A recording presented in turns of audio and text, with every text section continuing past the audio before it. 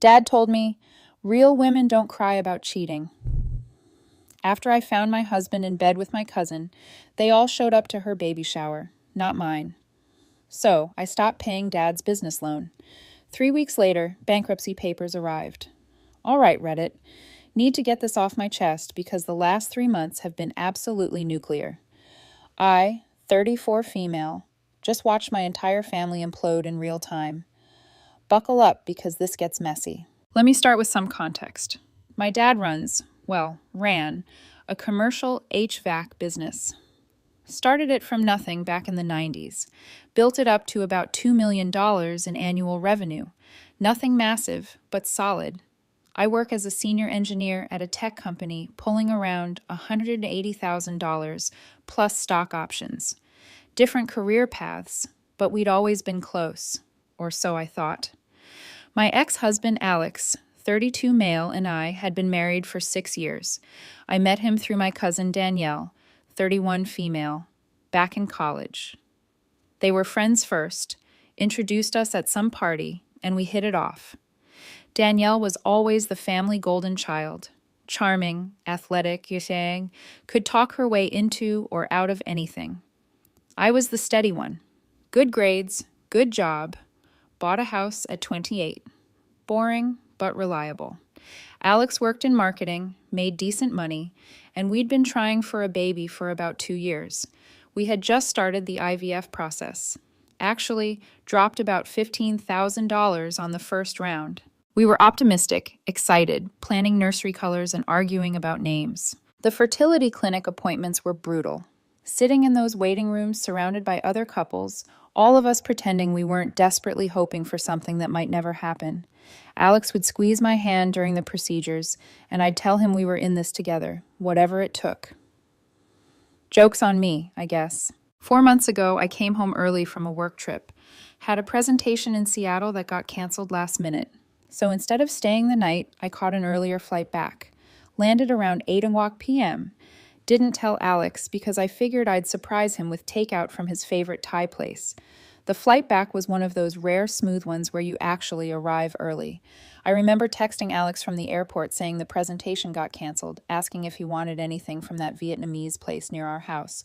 He replied fast, "Just tired. Going to bed early. Get yourself something." Should have been a red flag.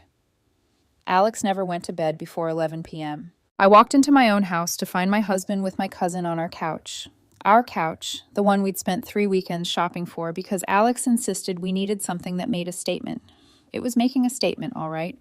The next 30 seconds were this weird slow motion thing where nobody moved. Danielle scrambled, trying to cover herself with a throw pillow.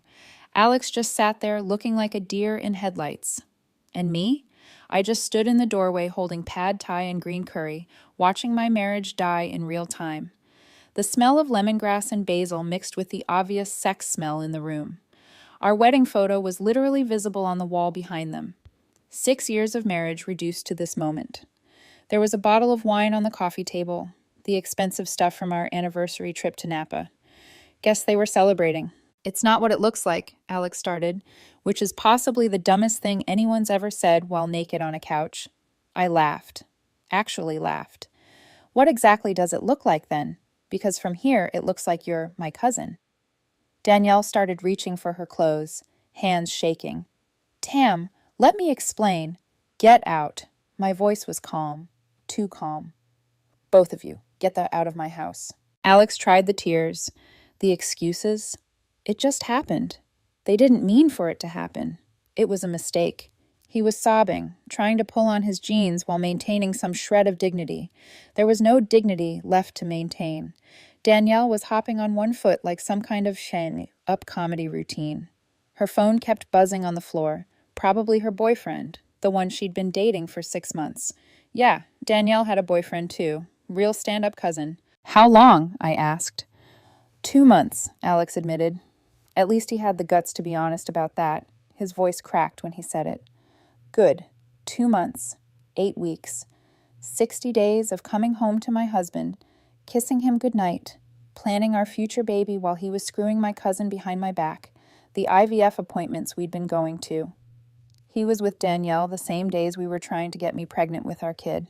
I did the math later.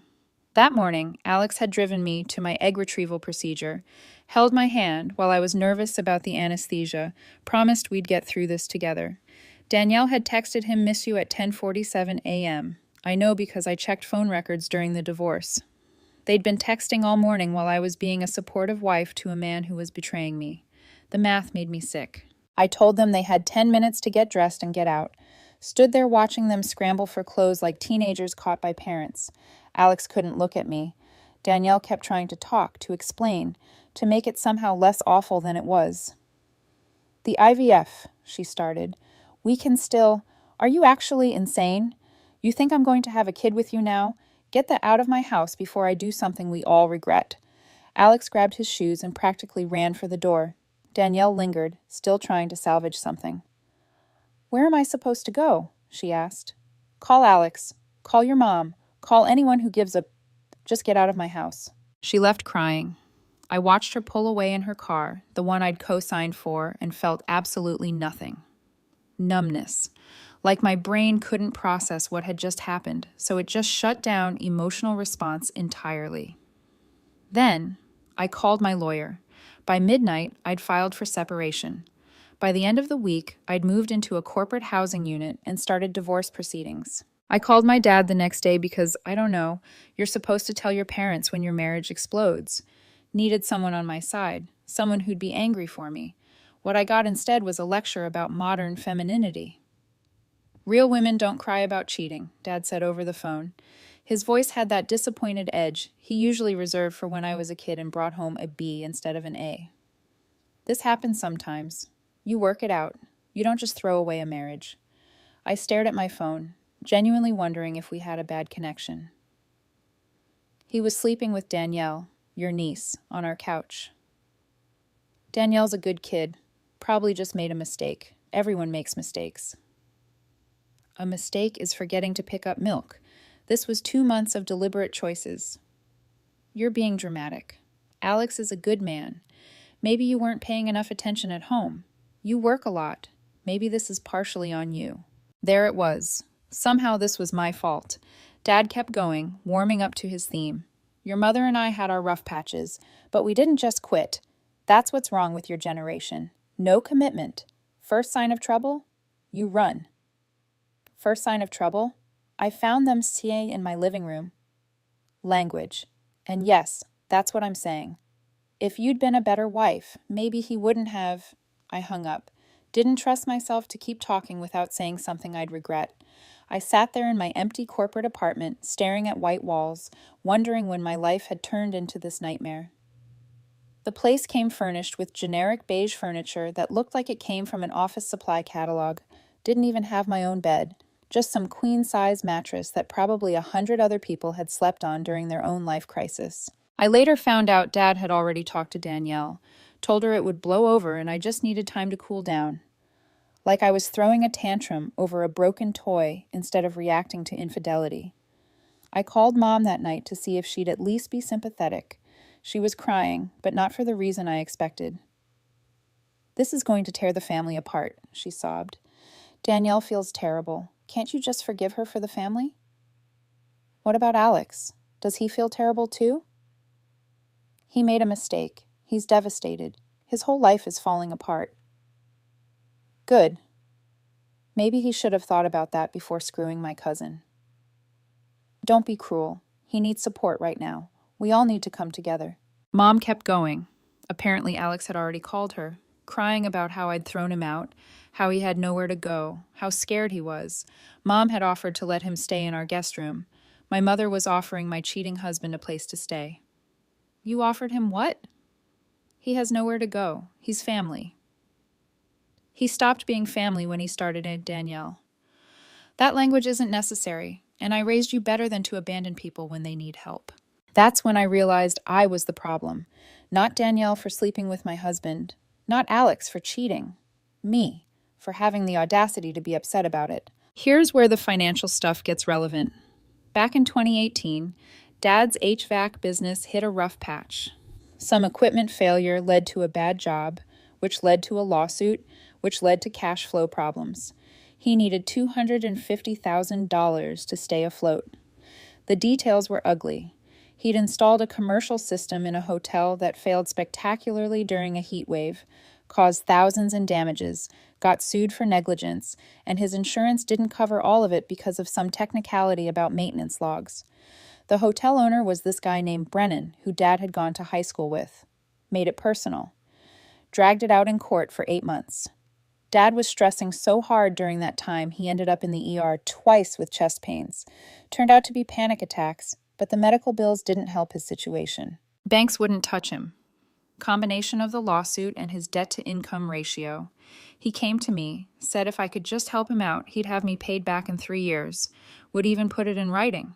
I'd just gotten a big promotion, had the cash sitting in investments, figured helping family was the right thing to do. What kind of man doesn't believe her dad? We sat in his office, this cramped space above the warehouse that always smelled like motor oil and coffee, and drew up actual loan documents. $250,000 at 3% interest, 5-year term, monthly payments of $4,493, all official, notarized, legal. "You're saving my life here, daughter," he said when we signed. "I won't forget this." He actually had tears in his eyes. We shook hands like business partners. He took me out for steaks that night, talked about how proud he was, how I was securing the family legacy. I felt like $1,000,000. Finally earning Dad's respect on an adult level. I believed him. Felt good. Being able to help. Felt like we were partners. Like I'd finally earned some respect in his eyes. For 4 years, I watched those payments hit my account like clockwork. Never missed one. By the time Alex cheated, he'd paid back about $180,000. Still owed around $70,000, but we were on track. Then the cheating happened. Then Dad's man up speech, except aimed at me. Then everything that followed. Met Liam about 2 weeks after moving out. I was grabbing coffee at this place near my office, and he was behind me in line. Dropped his phone. I picked it up. We started talking. Simple as that. He was a pediatric nurse. Had this direct way of speaking that I appreciated. No games. When I mentioned I was going through a divorce, he was sympathetic but straightforward. "That sucks. How long?" 6 years.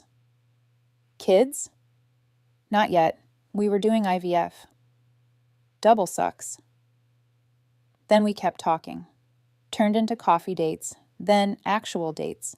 I was upfront about everything. The divorce wasn't final. Things were messy. I wasn't looking for anything serious. He said he wasn't either.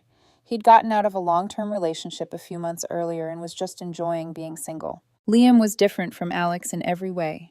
Where Alex needed constant validation, Liam was comfortable in his own skin. Where Alex played games about where to eat or what movie to watch, Liam just said what he wanted.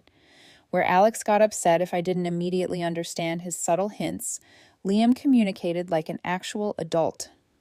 Our first real date, Liam showed up in jeans and a hoodie. Alex would have spent 2 hours getting ready and another 30 minutes subtly fishing for compliments. Liam just walked up and said, "I'm starving. Where are we eating?" We went to this burger place near the waterfront. He ordered a bacon cheeseburger and actually ate it instead of picking at a salad while claiming he wasn't hungry. He told me about his job, about dealing with sick kids and their terrified parents, about why he became a nurse after his little brother spent 6 months in pediatric oncology when they were teenagers. He beat it, he said. But watching him go through that, watching those other families, I wanted to help. Probably sounds corny. Sounds like you give a hug about something. That's not corny. 3 months in, I found out I was pregnant. We'd been careful. Not perfect, but careful. Life finds a way, apparently. I gave him an out immediately. "I'm keeping it," I said, sitting in my apartment on a Tuesday night. "But I'm not asking you for anything. If you want to be involved, great. If not, I'll handle it myself." That straightforward thing again. Coming from me this time. No manipulation, no ultimatums, just facts. He spent a week thinking about it. My divorce wasn't even close to final. My husband had cheated on me. My family was treating me like I was overreacting. And now I had a baby coming with someone I'd known for 12 weeks. But here's what I realized. Liam was the first person in months who hadn't lied to me, manipulated me, or made me feel like my feelings were invalid. He looked me in the eyes and said, "I'm in. All in. We'll figure it out together." I cried. First time he'd seen me cry. Told him I'd been terrified he'd bail. I don't bail, he said. I'm apparently the boring, reliable one. Comes with the territory. We moved in together a month later, probably too fast. But n'est it. Everything else was already complicated. Might as well keep the momentum going. His parents flew out to meet me in early spring. I was nervous as hell. Meeting your boyfriend's parents while you're still legally married to someone else isn't exactly a Hallmark movie scenario. But his dad just shook my hand, looked me in the eye, and said, "He treating you right?" "He is." "Good enough. Let's get lunch." That was it. No judgment, no lectures about morality, just acceptance. His mom hugged me at the restaurant and said, "Liam told us everything about your husband, about your family. I'm sorry you're going through that, but we're glad you're taking care of yourself and the baby." Taking care of myself like it was even a question. I was having my son. Of course I was stepping up, but the fact that his parents thought that was noteworthy, that they'd clearly seen enough people bail to be genuinely impressed, said something about the world we live in. Liam and I planned a small baby shower for early November. Nothing fancy. His parents were flying in from Wisconsin. My buddy Marika was coming. Maybe 20 people total. We rented a room at this local restaurant. Had a barbecue theme because that's what I wanted. Sent invites to my family in September. Mom, Dad, my sister Jen, Uncle Mike, Aunt Carol, the usual suspects. Made it clear in the invite. Celebrating the arrival of baby Cooper. Please join us in welcoming our son. Our son, my first kid, should have been a big deal, right? Got exactly 0 RSVPs. I called Mom about 3 weeks before to follow up. She was weird about it, evasive. "We're not sure we can make it," she said.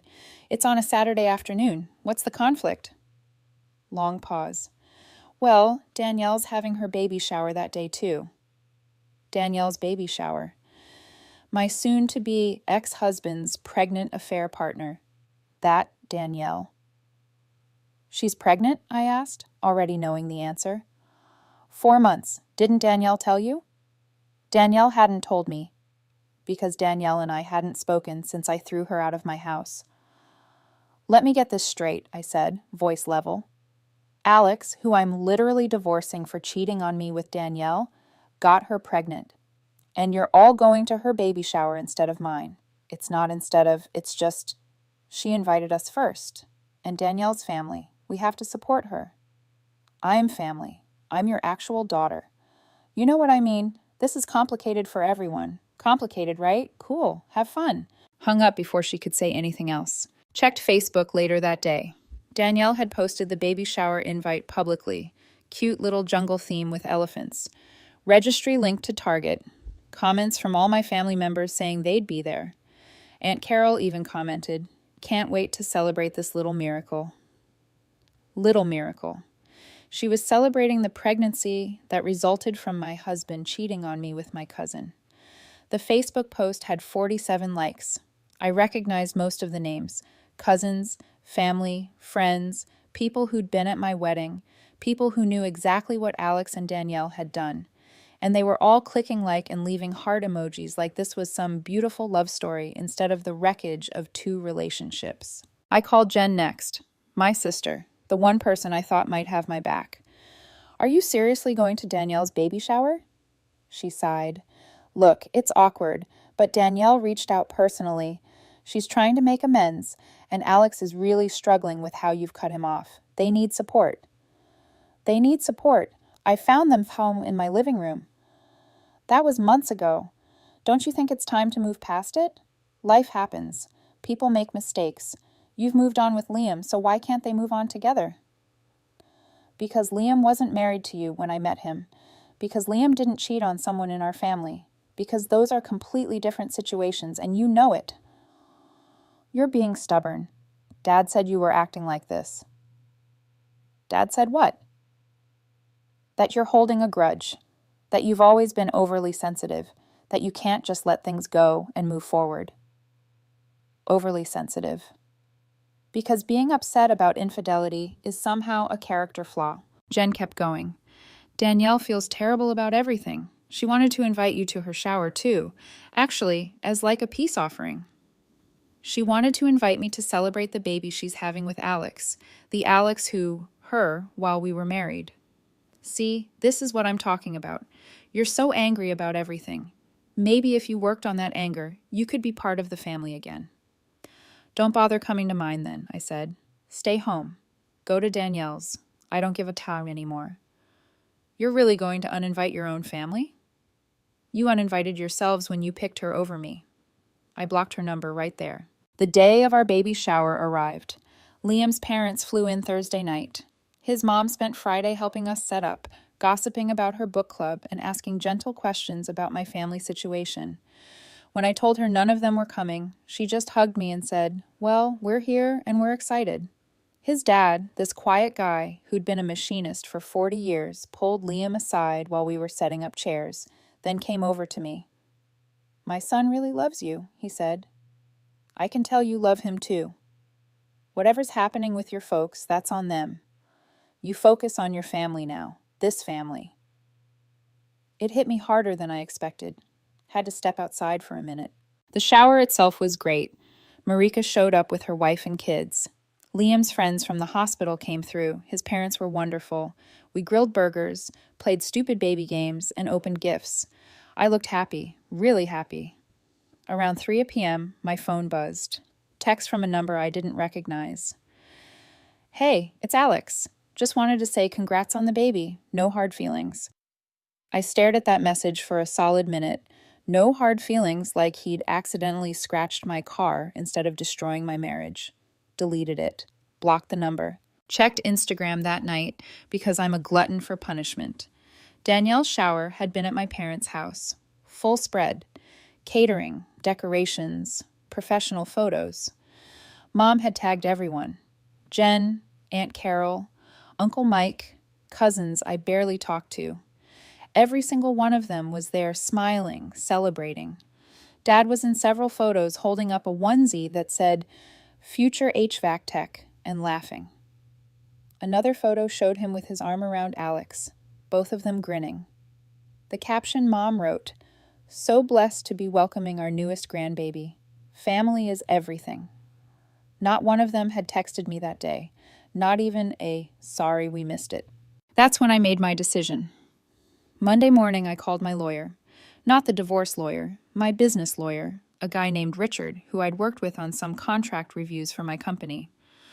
"I need to understand something," I said. "I have a loan agreement with my father, personal loan, all documented. What happens if I stop collecting payments?" "Depends on the agreement terms. Most personal loans have acceleration clauses. You could call the full amount due immediately if payments stop.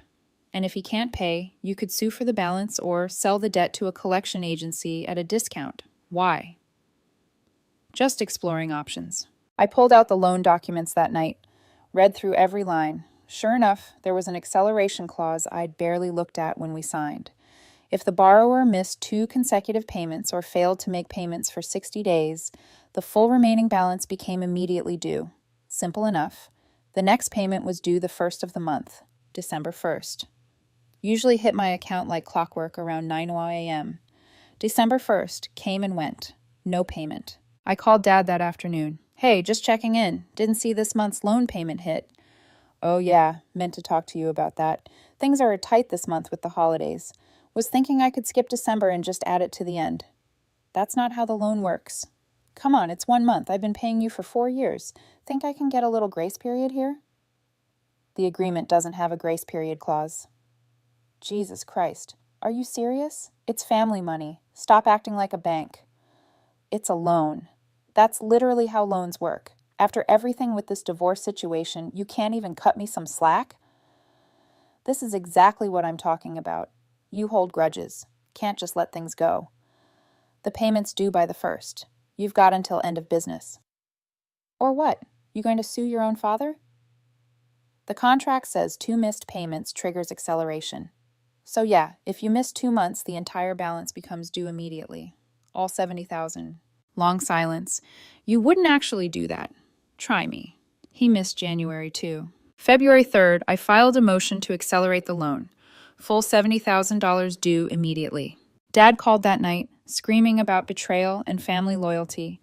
How could you do this to me after I raised you? After everything I've done for you? You mean like supporting Alex's pregnancy? Like going to their baby shower instead of mine? That kind of everything? That was your mother's decision. I just went along to keep the peace. You told me to man up. You told me I was being dramatic. You told Danielle it would blow over. You took their side. I tried to help you see reason. You're throwing away relationships over this. No, Dad. You threw away our relationship when you chose them over me. And you took my money for granted while doing it. I'll pay you back. Just give me time. You've got 30 days. That's what the contract says. He didn't have it. I knew he didn't have it. The business was still running, but $70,000 in liquid cash? No chance. He'd been reinvesting everything back into equipment and payroll. 2 weeks later, I got a call from his business accountant, a guy named Walters I'd met a few times. Professional, by-the-book kind of man. Need to give you a heads up, he said. Your father's asking me to restructure some things to cover a debt. He showed me your loan agreement. You actually pursuing this? Yeah. He can't cover it without gutting operational reserves. If he pulls that cash out, he can't make payroll next month. The business will fold. That his problem or mine? Just wanted you to have all the information. I thanked him and hung up. Here's the thing. I'd spent 6 years helping Dad with that business. Not officially. I had my own career. But I'd helped modernize his systems, set up his website, even landed a few major contracts through my network. I knew that business inside and out. I knew his biggest clients. I knew which ones paid on time and which ones were nightmares. I knew that the Wilson account brought in $40,000 annually, but required 3 service calls a month. I knew that the courthouse contract was easy money, but politically sensitive. I knew everything. And I also knew it couldn't survive a $70,000 hit. Part of me felt sick about it. This was my dad's life's work. 30 years of building something from nothing, and I was about to destroy it over family betrayal and missed payments. But another part of me, the part still raw, from finding Alex on my couch, from Dad's lecture about being too emotional, from watching my entire family celebrate my cousin's affair baby while ignoring my own pregnancy, that part felt nothing but cold satisfaction. March 1st, the deadline hit. No payment, no communication, nothing. March 3rd, I filed for the full balance due, plus accrued interest and legal fees. My lawyer estimated it would take 60 to 90 days to move through the system. March 15th, Dad called again. His voice was different this time. Small, broken. They're threatening to take the business, guys, he said. Who's they? The bank. Once this lawsuit hit, they reviewed my financials, saw the outstanding debt, called all my operating loans due. I can't cover everything. I'm going under. Should have made your payment. Please, I'm asking you as your father. Drop this. Let me keep my business. Did you ask Alex and Danielle not to shower on my couch? Did you ask them to respect my marriage? Did you ask anyone to maybe show up to my baby shower? That's not the same thing. You're right. It's worse. Because this is business. This is a contract. This is you thinking you could have me over financially because we're related and I wouldn't do anything about it. You were wrong. I'll lose everything. Welcome to the club. He hung up. Haven't talked to him since. By April, Dad's HVAC business had filed Chapter 7. Complete liquidation. 30 years of work, gone. The building got sold to cover debts, equipment auctioned off, employees laid off. He lost the business, a big chunk of his retirement savings, and his reputation in the industry. I got a call from one of his former employees, a guy named Martinez, who'd been with him for 15 years. Just wanted you to know what happened, he said. Your dad had to let us all go. Couldn't even give us severance. Some of us got families, you know. I know. Cold way to handle it, ma'am. Whatever beef you got with your pops. We didn't do nothing. You're right, but your boss should have paid his debts. Fair enough. Just thought you should know the damage. That call stuck with me longer than I expected. Those guys losing their jobs wasn't part of the plan. But neither was my dad missing payments and expecting me to just swallow it. Word spread fast in the industry. Dad had been part of the local HVAC Contractors Association for 20 years. Within a week of the bankruptcy filing, he was getting calls from other contractors. Some sympathetic, some asking what the hell happened. A few even called me, trying to understand why I'd destroyed my own father's business. He didn't pay his loan, I told each of them. Simple as that. Mom called exactly once, crying about how I'd destroyed the family. How could you be so cruel? Didn't you care about anyone but yourself? Where was this energy when Alex was head Danielle? I asked. Where was this concern when you all chose her baby shower over mine? That's different. That's about forgiveness. This is about money. No, this is about consequences. You all thought I'd just swallow the disrespect and keep writing checks. You were wrong. She hasn't called back. Jen sent a long text about how I was dead to her, how she couldn't believe she was related to someone so heartless, how Dad was devastated, and it was all my fault. I blocked her too. Danielle actually showed up at my apartment in May. Alex was with her, very pregnant, looking exhausted. We need to talk, Danielle said through the door. No, we don't. You destroyed Dad's business over a grudge, over something that happened almost a year ago. When are you going to let this go?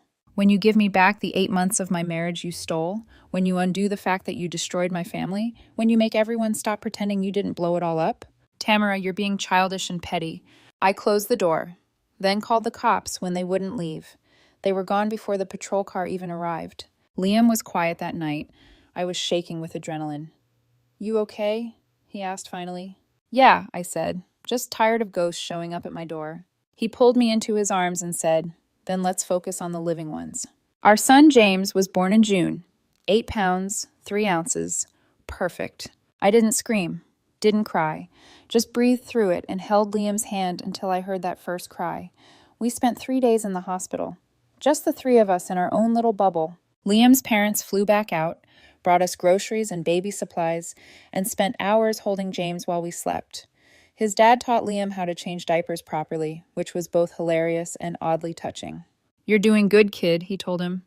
Not many men step up like this, especially with everything else you've got going on. My divorce finalized in July. Alex tried to get alimony since he wasn't working, took time off after Danielle's pregnancy.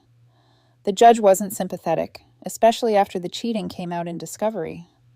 We split our assets 50-50, which meant I got to keep most of my savings since they were pre-marriage accounts. Alex got the house, the one I bought, because the judge felt bad for him or something. Whatever. I wasn't going back there anyway. The loan judgment came through in August. Court ordered Dad to pay the full $70,000 plus another $8,000 in interest and legal fees, total of $78,000. He'll never pay it, doesn't have it, but now it's on his credit report. Follows him around. Any assets he tries to build, I can go after. Won't need to, though. He's 61, broke, and scrambling to find work in an industry where everyone now knows he couldn't make good on a family debt. Career's effectively over. My apartment lease was up in September. Liam and I found a bigger place together, an actual house with a yard. James's room is bright yellow because Liam insisted it would be cheerful. We have a dog now, too, some mutt from the shelter that James is going to grow up with. It's good, quiet, normal. Liam's parents visit once a month. They treat me like their own daughter, which is weird, but nice. His mom texts me recipes and baby tips. His dad sends articles about lawn care and home repair, like I'm joining some secret club of suburban moms. Meanwhile, my actual family is silent.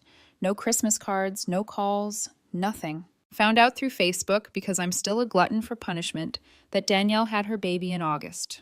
A girl. Alex posted a photo from the hospital with some caption about being blessed. Comments were full of my family congratulating them. Dad saying he was proud.